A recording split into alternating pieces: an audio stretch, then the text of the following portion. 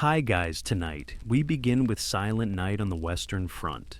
The Christmas truce of 1914. While the world expected blood and gunfire, something impossible happened. Enemies laid down their weapons, sang Christmas songs together, and walked into no man's land unafraid. This is not a legend. This is the true Christmas night when war stopped, and humanity whispered back.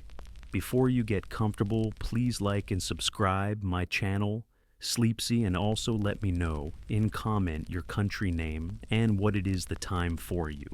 It always fascinated to see you joining us around the world. Know dim the light, take a deep breath, and let's start the journey together. It begins in silence, not the silence of peace, but the silence before something breaks. Europe, in the summer of 1914, was holding its breath. On Wednesday, August 5th, 1914, church bells rang across towns and villages. Flags were raised. Crowds filled the streets. Young men stood tall in new uniforms, smiling, nervous, proud. People believed the war would be quick, very quick. Politicians promised victory. Newspapers spoke of honor and glory. Generals assured everyone that the enemy would fall in weeks. Home by Christmas, they said, and many believed it. At 11:30 a.m., trains pulled out of stations across Britain, France, and Germany. Steam rose into the air. Mothers waved handkerchiefs. Fathers nodded with quiet pride. Sweethearts kissed goodbye. No one cried for long. Why would they? This war was supposed to be an adventure. Soldiers leaned out of train windows, laughing, singing, calling to strangers. They carried letters, photographs, and small, lucky charms. Some tucked Christmas gifts into their packs, convinced they would be home to give them soon. The countryside rushed past, fields, rivers, towns disappearing behind smoke. By September 1914, reality began to change. The fighting did not stop. Instead of open battle and quick victory, armies dug into the earth. Shovels replaced rifles for hours at a time. Mud replaced grass. Trenches cut across the land like scars. Still, hope remained. It can't last much longer, soldiers wrote home. But by October, the weather turned cold. Rain fell for days. Boots sank into mud. Nights grew darker. The sound of gunfire became constant, like distant thunder that never moved away. The war had slowed, and slowing made it worse. By November 1914, the front lines stretched from the North Sea down through Belgium and France. Two massive armies faced each other, separated by strips of torn earth called no man's land. They were close, sometimes only 30 or 40 yards apart. Close enough to hear coughing, close enough to hear voices, close enough to smell smoke from enemy fires. And still, Christmas was coming. On Monday, November 30th, 1914, a soldier wrote in his diary at 9:15 p.m., "We thought we would be home by now. Instead, we are here. The ground is frozen. The war does not move." December arrived quietly. Snow fell in light sheets. Frost hardened the mud. Breaths turned white in the air. Hands cracked and bled. The excitement of August was gone. Now there was only waiting. Waiting for orders. Waiting for daylight. Waiting for the war to end. Letters from home arrived wrapped in thin paper. Mothers described decorated homes. Children talked about church songs and candlelight. Wives spoke of preparing Christmas meals alone. The words hurt more than bullets. On Friday, December 18th, 1914, at 6:40 a.m., a British soldier stared across the frozen field and thought of his father's fireplace. A German soldier, doing the same, thought of his mother's kitchen. Neither knew it yet. But something unusual was coming. Not an attack, not a victory, but a pause. A quiet moment the war had not planned for. As Christmas approached, the guns did not grow louder. They grew tired. And beneath the cold sky of 1914, With snow settling gently on broken ground, the world prepared for a night no one could have imagined when the war began. A silent night. By the time October 1914 arrived, the war had settled into the ground, literally. Across the Western Front, soldiers stopped moving forward and began digging down. What started as shallow ditches soon became deep trenches, carved into the earth by tired hands and dull shovels. At 7:20 a.m., somewhere near Ypres, a British soldier pushed his shovel into wet soil. It stuck. Mud clung to everything. Boots, trousers, fingers, even thoughts. The trenches were not planned cities. They were accidents of survival. Long, narrow cuts in the earth, supported by wooden planks and sandbags. Water collected at the bottom. Rats moved freely. The smell never left. Mud smelled like rot. Rot smelled like fear. By November, the trenches had become permanent homes. Men lived there day and night, sleeping while standing, eating cold food with numb fingers, writing letters with shaking hands. At 11:45 p.m., candles flickered weakly in dugouts carved into trench walls. Smoke had nowhere to go. It clung to the air, mixing with damp wool and unwashed bodies. Rats grew bold. They ran over boots, over sleeping men, sometimes over faces. No one screamed anymore. Lice were worse. They hid in seams of uniforms and never left. Soldiers scratched until their skin broke. Blood mixed with mud. Still, the itching continued. Across the narrow strip of no man's land, the enemy lived the same way. German soldiers, French soldiers, British soldiers, different languages, same misery. Sometimes at 2 a.m., when the guns were quiet, men could hear coughing from the other side, or laughter, or singing, soft and distant. It felt wrong. They were supposed to be monsters. But monsters did not cough from cold nights. Monsters did not complain about boots that never dried. Monsters did not miss home. Days passed slowly. Morning stand came at first light, around 6:30 a.m. Every soldier climbed onto the firing step, rifle ready, waiting for an attack that often never came. Then hours of waiting, no movement, just eyes scanning broken land. At 12:10 p.m., lunch arrived, if it arrived at all. Cold stew, hard bread, sometimes tea, tasting faintly of mud. Letters were treasures. A letter from home could change a day. At 4:55 p.m., as darkness fell early in winter, a soldier unfolded a piece of paper with familiar handwriting. He read slowly, once, then again. He remembered warmth. He remembered being clean. He remembered Christmas. Night was the worst. The trenches changed after sunset. Fear felt closer. Every sound mattered. A footstep, a whisper, a flare rising suddenly, lighting the land in harsh white for a few seconds. Men froze in place, hearts pounding, shadows stretching across frozen mud. Sleep came in pieces. 10 minutes, 20 minutes, never deep. By early December 1914, exhaustion hung over the trenches like fog. Men were no longer eager for battle. They were simply tired, tired of cold, tired of waiting, tired of killing strangers they could hear breathing at night. At 9:30 p.m., one soldier wrote, "They are so close. I wonder if they feel the cold the same way." He did not know that, on the other side, another soldier was writing the same thought. The trenches were meant to separate enemies, but instead, they revealed something uncomfortable. Under the uniforms, under the flags, under the orders, the men were the same, cold, hungry, afraid. And quietly, as December deepened, Christmas drew nearer, not as a celebration, but as a memory. And memories in the trenches were dangerous things. Winter did not arrive suddenly. It crept in.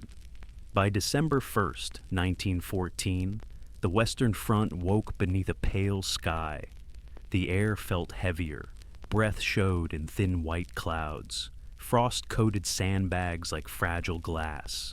At 6:15 a.m., a British sentry stamped his feet to feel them again. The leather boots were stiff. Inside, his socks were damp. They had been damp for weeks. Cold found every weakness.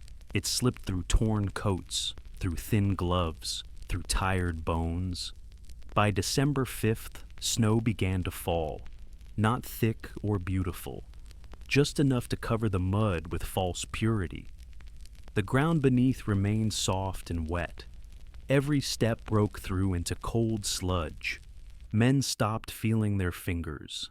At 10:40 a.m., a German soldier tried to light a cigarette. His hands shook so badly the match went out twice. On the third try, it flared, briefly warming his face before the wind stole it away. December night stretched longer. By 4:30 p.m., darkness swallowed the trenches. Lamps were kept low. Too much light meant danger. Silence deepened. The guns still fired, but less often. The cold seemed to press down on everything. Sound, movement, even thought. Sleep became harder. Frozen earth refused comfort. Blankets trapped moisture more than warmth. Men slept curled tight, knees pulled to chests, breathing slow. At 2:20 a.m., frostbitten fingers throbbed with pain. Some soldiers cried quietly, faces buried in sleeves so no one would hear. Medical officers worried. Trench foot spread quickly, boots soaked for days, feet turned pale, then blue, then numb. Some men lost toes, others lost more. The cold was an enemy that could not be shot. Food froze, water froze, even words froze in the air. By December 10th, letters from home spoke of Christmas, trees being cut, candles bought, church bells being polished. At 7:50 p.m., a soldier read a letter aloud to his friends. For a moment, the trench filled with images of warm rooms and soft light. Then a shell burst far away. Reality returned. Snow fell again. This time thicker. No man's land transformed into a white, broken field. Barbed wire wore icy crowns. Bodies half buried by snow became part of the landscape. At 11:30 a.m., an officer ordered patrols reduced. Movement was dangerous. Frost made rifles brittle. Fingers struggled with triggers. Yet, in the stillness, something strange happened. Sound traveled. At night, voices carried across frozen ground. A laugh, a cough, a tune hummed quietly. Men listened without meaning to. The enemy felt closer than ever. By December 18th, Christmas was only days away. But there were no decorations, no gifts, no songs, only frost, only waiting. At 9 p.m., a soldier whispered to another, "Do you think they miss home too?" No answer came, but across the dark field, someone else was thinking the same thing.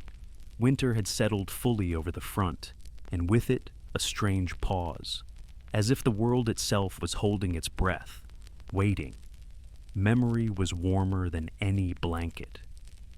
On the night of December 19th, 1914, at around 8:15 p.m., a British soldier unfolded a letter that had traveled hundreds of miles. The paper was creased, the ink slightly smudged. It smelled faintly of home. He read slowly. His mother wrote about the kitchen, about bread baking, about how the windows steamed up when everyone laughed too loudly. He closed his eyes. For a moment, the trench disappeared. At 9 p.m., a German soldier nearby did the same thing. His letter spoke of candles placed carefully on a small tree, of his younger sister practicing a hymn on the piano, of church bells ringing softly in the distance. 2 men, 2 uniforms, same longing. Christmas at home had meant warmth, long tables, slow meals, hands passing plates. Here, Christmas meant mud. At 6:40 a.m., frost clung to helmets like white dust. Men woke stiff and silent. Their breath came out in short bursts. Someone spoke quietly. Back home, It would be snowing like this. But beautiful. Another man nodded. They remembered. Past Christmases were filled with sound, crackling fires, children laughing, church choirs echoing off stone walls. At 11:30 a.m., an older soldier described Christmas morning from his childhood. The way his father carved the meat. The way his mother hummed while serving food. No one interrupted. The trench listened. The memories softened, faces hardened by war. By December 21st, more letters arrived. Some spoke of loss. Some spoke of hope. At 3:10 p.m., a soldier learned his wife had hung his stocking anyway. Just in case, he turned his face away. Not from shame, from tears. Night came early. By 4:45 p.m., darkness pressed close. Candles flickered inside dugouts. Men spoke in whispers, afraid to break the fragile calm. One soldier began humming a tune, soft, uncertain. Another joined, not loudly, not yet. The song drifted only a few feet. Christmas songs belong to home, but they carry them here anyway. At 10:30 p.m., the guns fell quiet. No order had been given, no command issued, just silence. Men lay awake, staring at the ceiling of dirt and wood, thinking of tables set without them, chairs left empty. Some prayed, some counted breaths, some simply listened. Across the frozen field, others were doing the same. Different languages, same memories, same cold, same hope. Christmas was close now, and in the quiet, something gentle stirred. Not peace yet, but remembrance. And sometimes remembering was enough to survive the night. Christmas Eve arrived quietly. On Thursday, December 24th, 1914, at 6:20 a.m., the sky above the Western Front was pale and still. A thin frost covered the ground like a fragile skin. Men woke slowly. There was no cheer, only habit. Boots were pulled on with stiff fingers. Breath rose in white clouds. Somewhere far away, a gun fired once, then nothing. By 8 a.m., the trenches felt different, not safer, just waiting. Artillery that usually thundered through the morning stayed silent. Rifles remained untouched. Even the rats seemed less bold. At 10:45 a.m., a British officer wrote in his diary, "Something feels strange today, as if the war itself is holding its breath." Across the lines, German soldiers felt it too. They cleaned their trenches more carefully than usual. Some brushed mud from their coats.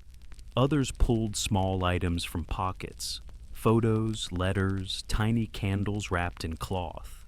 At 12:30 p.m., a weak winter sun appeared briefly, then vanished again. Shadows stretched long across no man's land.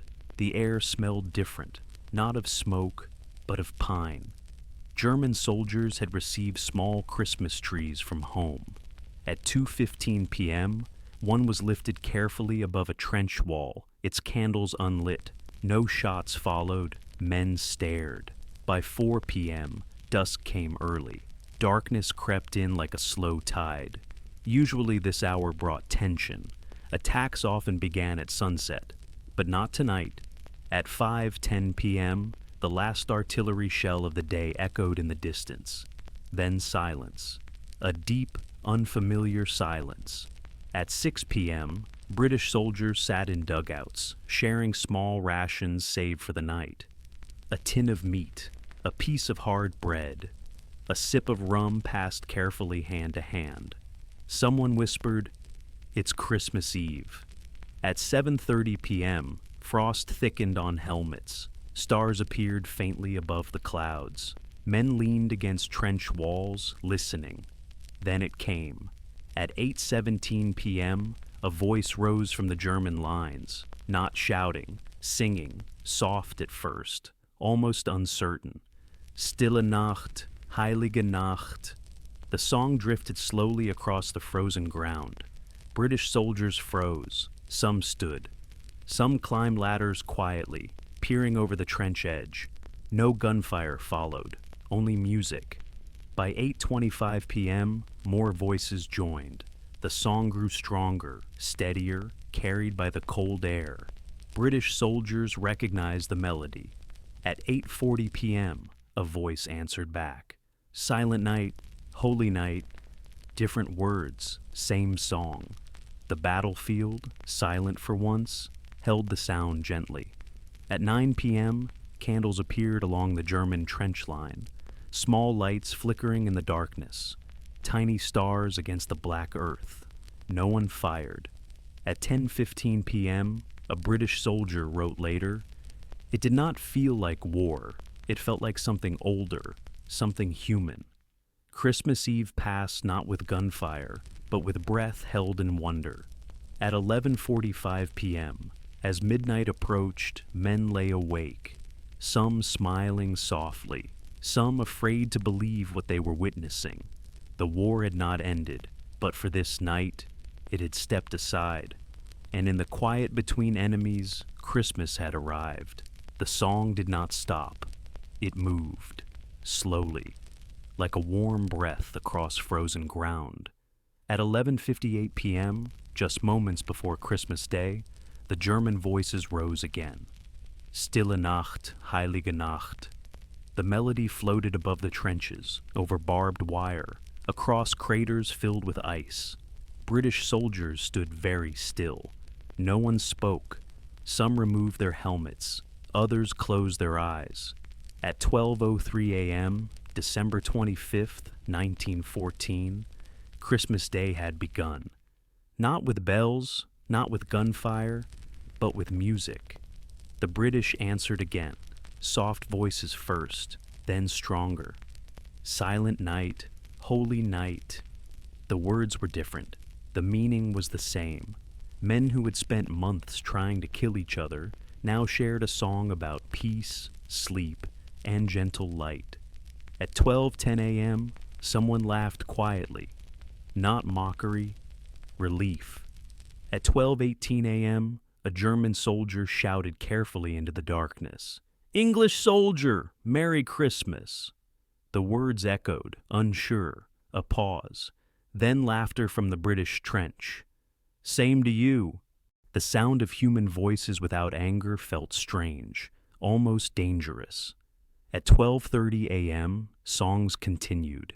Carols crossed the battlefield like drifting snowflakes. O Tannenbaum, the first Noel. Fragments of melodies stitched the silence together. At 12:47 a.m., lanterns appeared again, hung on bayonets, placed carefully on trench edges. A row of soft light stretching through the dark. No shots, no orders, only listening. A British private later wrote, "We were not soldiers at that moment. We were men who remembered home." At 1:10 a.m., one voice sang alone. Clear, steady, brave, a German tenor, the sound carried far. Even officers listened. At 1:35 a.m., British soldiers applauded, softly, carefully, tapping helmets, clapping gloved hands. The applause drifted back across no man's land. More laughter followed. At 2 a.m., fear had faded, not completely, but enough. Men leaned higher over trench walls now, faces barely visible in moonlight, hands raised to show emptiness. At 2:20 a.m., a German voice called, "We no shoot, you no shoot." Silence answered. Then a British voice replied, "We no shoot." It was not official, it was not written, but it was understood. At 3 a.m., the song slowed, voices grew tired, the cold returned sharply, breath formed thick clouds again, men wrapped coats tighter. But the feeling remained. Something had changed. At 4:10 a.m., the last song faded. The battlefield rested. Men slept lightly, rifles untouched beside them. For the first time in months, no one feared an attack before dawn. Music had done what orders could not. It had reminded them they were human. And in the dark, frozen heart of war, the night felt gentle. At 4:42 a.m., the night was no longer completely dark. The moon hung low. Snow reflected its pale light across the battlefield. Then something unexpected appeared, a small glow. At 4:45 a.m., a candle flickered above a German trench, carefully placed, slowly. Another followed, then another. Lanterns, dim, warm, unthreatening. British soldiers watched in silence. No gunfire followed, no orders were shouted, only light. At 5:02 a.m., someone raised a small Christmas tree. It was decorated with tiny candles. The tree shook slightly in the cold wind, but it stood. A symbol in the wrong place. At 5:10 a.m., British soldiers whispered among themselves, "Are they mad? Is this a trick?" But nothing happened. The lights remained.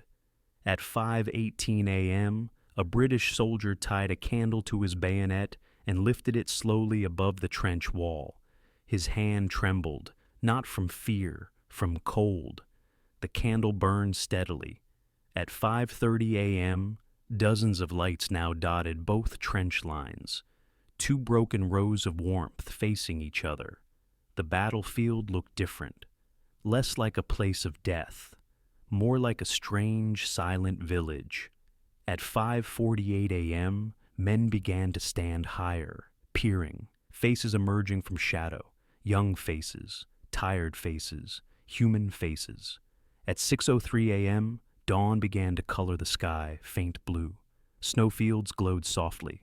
No man's land lay exposed, torn earth, broken wire, frozen bodies from earlier battles. Men looked at the ground they had feared for months. Now they looked at each other. At 6:20 a.m., a German soldier stepped onto the trench ladder. He paused, looked left, looked right, then climbed out. Hands raised, no weapon. At 6:21 a.m., British rifles did not fire. At 6:22 a.m., another German followed, then another, slowly, carefully. At 6:25 a.m., a British soldier climbed out too. The moment stretched, every heart beat loud, but no shots came. At 6:30 a.m., men stood in no man's land for the first time without fear, not rushing, not shouting, just standing, looking. Some waved, some nodded, some smiled, unsure. At 6:45 a.m., voices began to carry, broken English, broken German. Laughter filled the cold air. A British soldier later wrote, "We expected death, we found candles." At 7:10 a.m., officers watched quietly. Some turned away, some allowed it. Orders did not come. The moment belonged to the men. At 7:30 a.m., the battlefield glowed in the rising sun. Candles burned low, trees leaned, snow melted slightly beneath boots. War had paused, not because it was ordered, but because men chose light over darkness. At 7:42 a.m., the first footsteps touched no man's land. The snow crunched softly, not rushed, not running, just careful steps forward. A British private stepped out fully now. His rifle stayed behind. His hands were empty. Across from him, a German soldier stood the same way.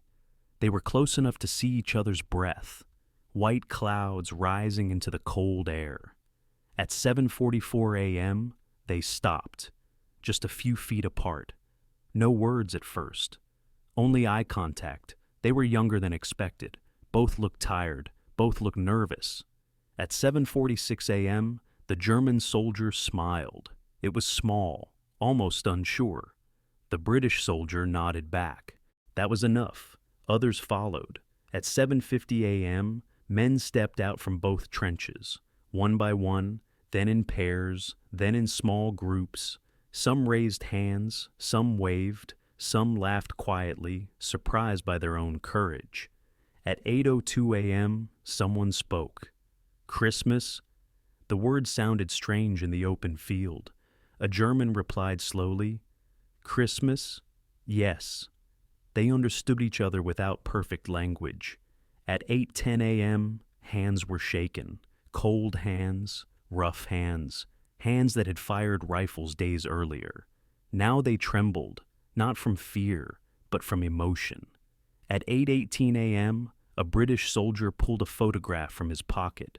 A woman, 2 children. He pointed. Home. The German nodded, reached into his coat, produced his own photograph. A mother, a small house, snow on the roof. They smiled together. At 8:30 a.m., laughter rose. Awkward jokes, broken sentences, gestures doing the rest. Men discovered they were the same age, that they liked the same songs, that they missed the same things. Warm kitchens, mothers' voices, peace. At 8:47 a.m., they noticed the ground beneath their feet, the bodies, frozen where they had fallen weeks earlier. A silence returned, heads lowered. At 9 a.m., someone suggested burial. No argument, no command, just agreement.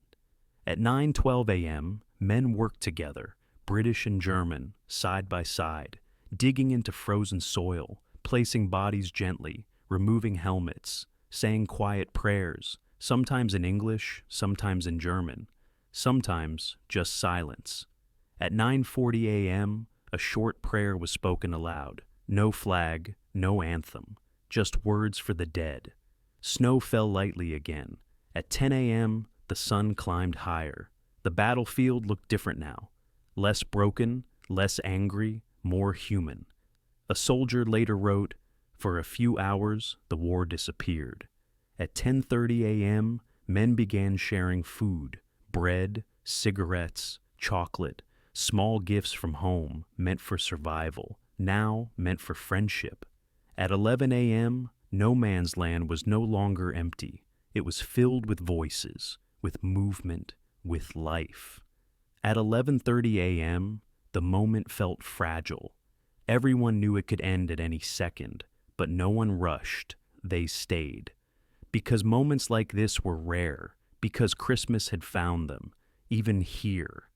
By 11:45 a.m., no man's land no longer felt like enemy ground. It felt like a meeting place. The snow had been trampled flat by boots from both sides. British khaki stood beside German gray. No shouting, no orders, just voices, low, careful, human. At 11:52 a.m., names were exchanged, simple names. Thomas, William, Fritz, Otto. Names without rank, without medals, without anger. At 12:05 p.m., accents were noticed. A British soldier laughed softly when he heard a familiar German word. Someone tried to imitate English. It sounded strange. Everyone laughed again. The sound felt unfamiliar here. At 12:20 p.m., pockets were opened, cigarette cases passed hand to hand, matches struck, smoke rose slowly into the cold air. For once, smoke did not mean danger. At 12:35 p.m., stories began, not of battles, but of farms, of factories, of bakeries and classrooms. One man described cows back home. Another spoke of a river where he fished as a boy. These were not soldiers' stories. They were life stories. At 12:50 p.m., photographs returned again, carefully held, never dropped. A German soldier pointed to his newborn son, born while he was already in uniform. The British man beside him swallowed hard. He nodded. He understood. At 1:10 p.m., a British private removed his cap. So did the German, not as a rule, but as respect, for the moment, for each other. At 1:25 p.m., someone produced a mouth organ. A soft tune drifted out. Not a marching song, something slower, something sad and warm. Others hummed quietly, languages blended. The melody did not need translation. At 1:45 p.m., men sat on ammunition boxes together. They shared bread, shared jokes, shared silence. The war felt very far away now, almost unreal. At 2 p.m., a German soldier said something simple. If war finished today, he did not complete the sentence. No one needed him to. Everyone thought the same thing. At 2:15 p.m., the thought returned. This cannot last. They all felt it, but no one rushed back. At 2:30 p.m., the officers watched from a distance, uneasy, silent, unsure what to do. At 2:45 p.m., the men in no man's land made an unspoken agreement. For today, they were not enemies. They were men. Just men. Standing between two trenches, under a pale winter sun. On Christmas Day. By 3 p.m., the cold was still there. But hunger was louder, and today, hunger did not feel lonely. At 3:05 p.m., a British soldier reached into his coat. He pulled out a small tin. Inside were cigarettes. He held them out. A German soldier hesitated, then smiled. He accepted. At 3:12 p.m., the exchange grew. Chocolate, biscuits, sausages wrapped in paper, pieces of hard bread, food that had traveled far, food that tasted like home. At 3:25 p.m., someone laughed softly. The sound surprised everyone. Laughter had not lived here before. At 3:40 p.m., a German soldier produced something round, a football, worn, stained, but whole. It landed gently on the frozen ground. At 3:45 p.m., boots nudged it forward. No whistle, no rules, no teams, just motion. At 3:50 p.m., a cheer rose, quiet at first, then stronger, men running, slipping, falling, standing again. At 4:05 p.m., the ball rolled past shell holes, past broken wire, past places where men had once fallen. Today, it rolled freely. At 4:20 p.m., the score did not matter. There was no score. There was only movement, only breath, only life. At 4:35 p.m., snowflakes began to fall, soft, slow. They melted on warm faces. At 4:50 p.m., hands clapped shoulders. A British soldier helped a German up. A German returned the favor. At 5:05 p.m., the game slowed. Men leaned over, breathing hard, smiling, exhausted in a good way. At 5:20 p.m., food returned. Someone shared Christmas pudding. Another shared jam. Someone poured a small cup of rum, carefully, respectfully.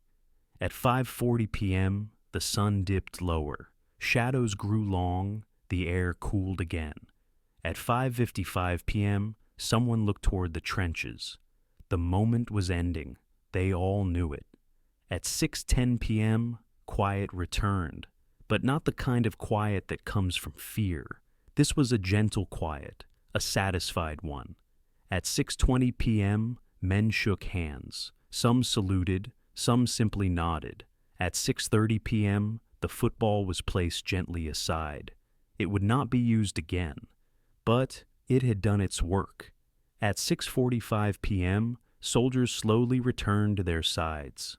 No rush, no weapons raised, just memory. At 7 p.m., no man's land was empty again. But it was no longer only a place of death. For one afternoon, it had been a place of life. At 8 a.m., Christmas morning arrived quietly. No shells, no whistles, no shouted commands. Just breath and cold air. At 8:10 a.m., soldiers stepped out carefully, not to fight, but to see. The battlefield lay still. Snow rested gently on broken earth. At 8:25 a.m., something unexpected happened. Men from both sides began to gather the dead, not as enemies, as caretakers. At 8:40 a.m., bodies were lifted with care, coats were straightened, faces were covered, names were spoken softly, if known.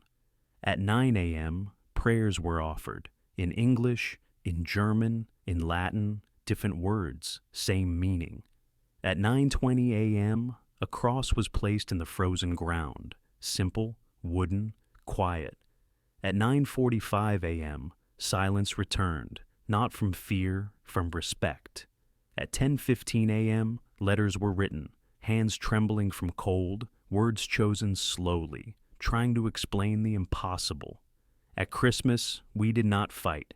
At 11 a.m., officers observed carefully. They allowed it, for now. At 12 p.m., church bells were imagined, not heard, but felt. At 1 p.m., shared meals returned briefly. Not many, just enough. At 2:30 p.m., the truce held. No gunfire, no movement.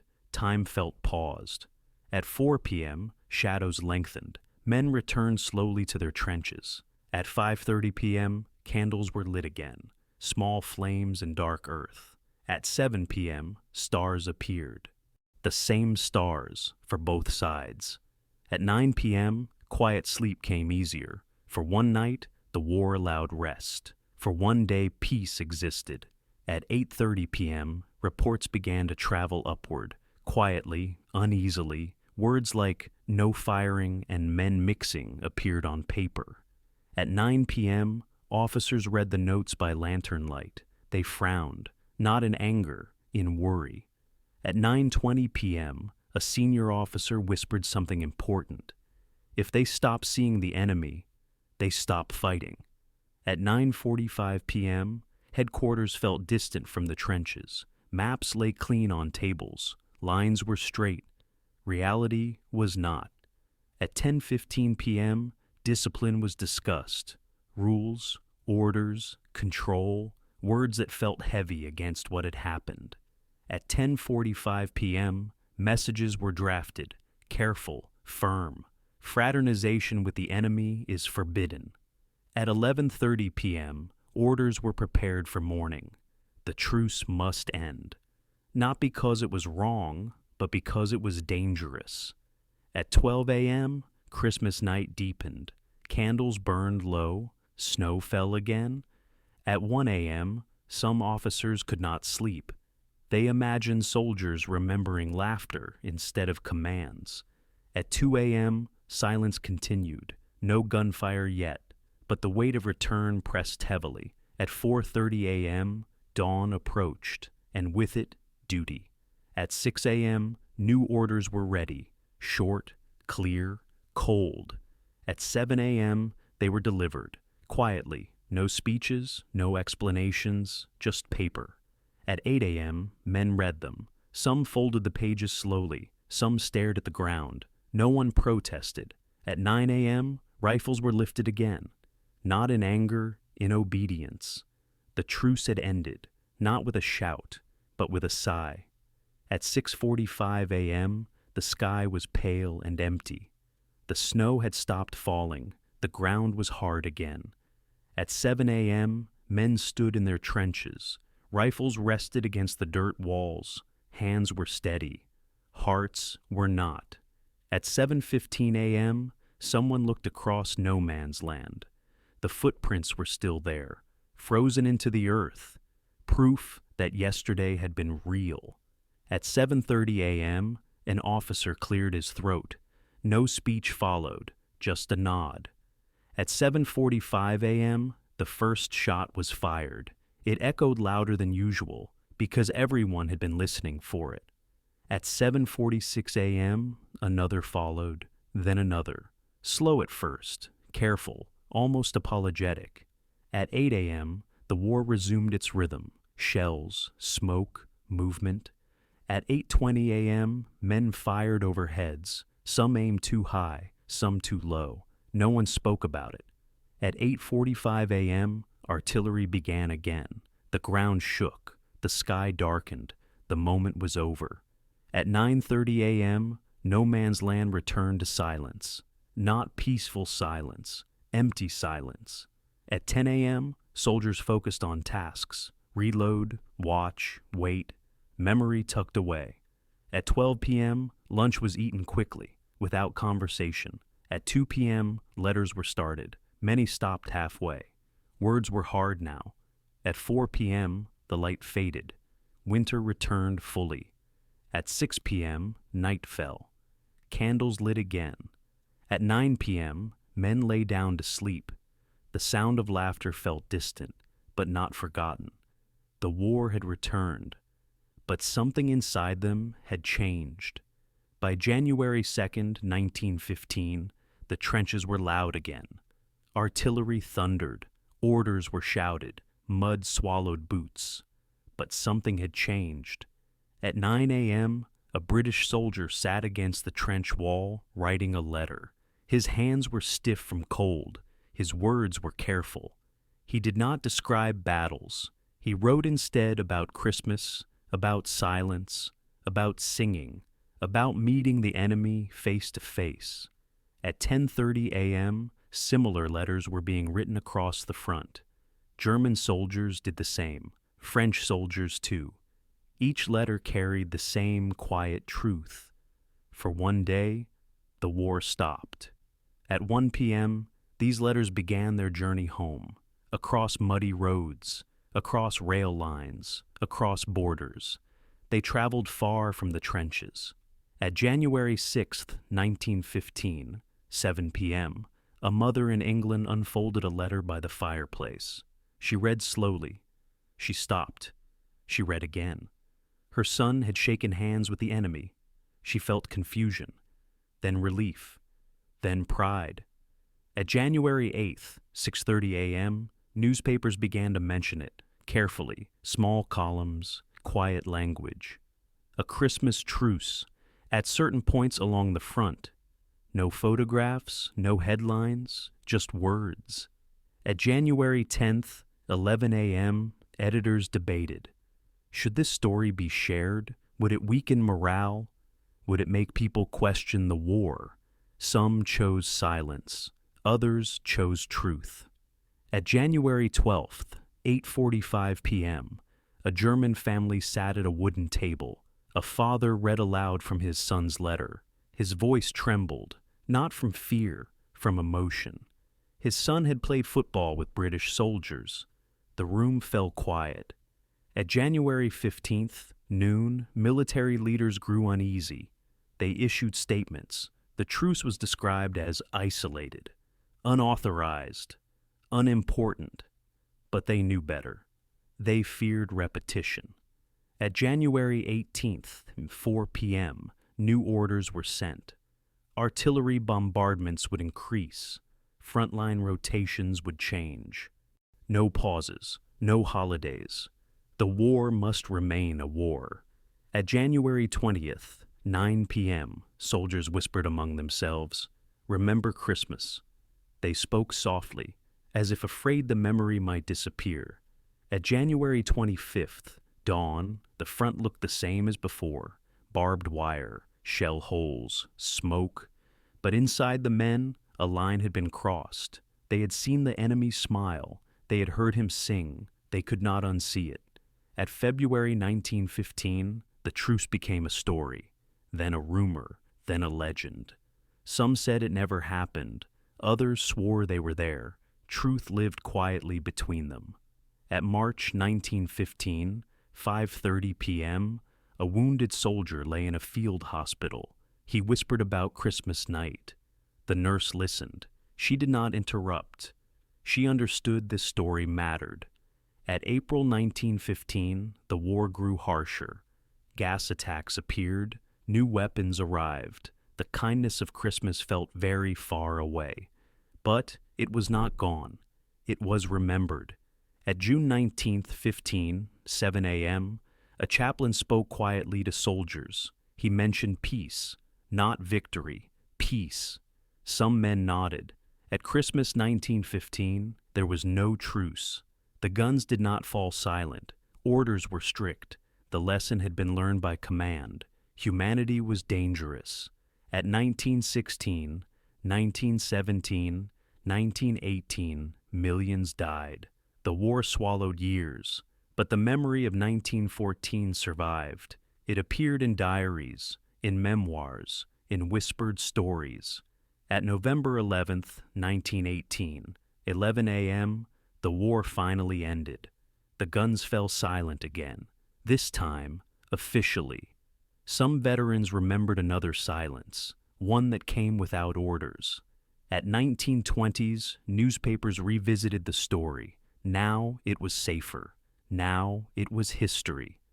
The Christmas truce became a symbol, not of victory, but of possibility. At 1930s, teachers told the story to students.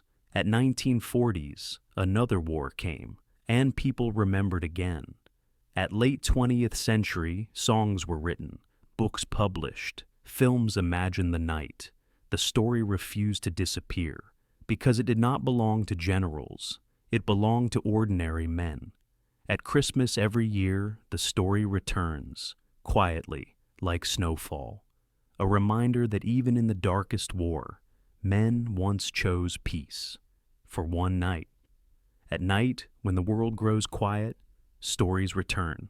Not loudly, not with force, but softly, like snow. The story of Christmas 1914 is one of those stories. It does not belong to generals. It does not belong to governments. It belongs to ordinary men, men who were tired, men who were cold, men who were far from home. At December 24th, 1914, late evening, they stood in trenches carved into frozen earth. They were told to hate. They were trained to shoot. But on that night, something older than war stirred inside them, something human. At midnight, when Christmas arrived quietly, there were no orders, no commands, only choice. And they chose silence, they chose song, they chose light. For one night, rifles rested. For one night, fear loosened its grip. For one night, men remembered they were once children. At dawn, the world did not end. The war did not disappear. But the men had seen something rare. They had seen the enemy smile. They had heard him laugh. They had shaken his hand. And once you see that, something changes forever. History often tells us that wars are fought by nations. But Christmas 1914 reminds us that wars are fought by people. People with memories, people with families, people with hearts that still respond to kindness. At home, far away from the trenches, families slept peacefully that Christmas. They did not know what was happening on the frozen fields of France and Belgium. They did not know that sons and brothers were standing between trenches, sharing food instead of bullets. But somehow, the spirit of Christmas reached them too. Because peace does not need permission. It finds its way. The truce did not last. It was never meant to. By December 26th, the guns spoke again. Orders returned. The war continued. But the lesson remained. That even in the worst conditions, even surrounded by fear, even under orders to kill, human beings can choose something else. The Christmas truce teaches us that peace is not an idea. It is an action, a fragile one, a temporary one, but real. Some historians call it an accident. Others call it a miracle. But perhaps it was neither. Perhaps it was simply men being human when no one was watching. The story survived because it mattered. It was written in letters, passed in whispers, hidden in memories. It survived censorship. It survived time. Because it carried truth. That war is loud, but humanity is quiet, and quiet things last longer. Every Christmas when candles are lit, when songs drift through cold air, when families gather close, the memory of that night returns, a reminder that even on a battlefield, even in the middle of history's darkest chapters, there was once a night without war, a night where enemies became men, a night where silence meant peace. As you listen now, as the day fades, as the world outside grows still, remember that story, not as a dream, but as proof. Proof that kindness can exist anywhere, even between trenches, even during war, even when the world says it cannot. Let the snow fall softly. Let the night be calm. Let the lesson remain. Because peace does not begin with treaties. It begins with people. And sometimes it begins on Christmas night,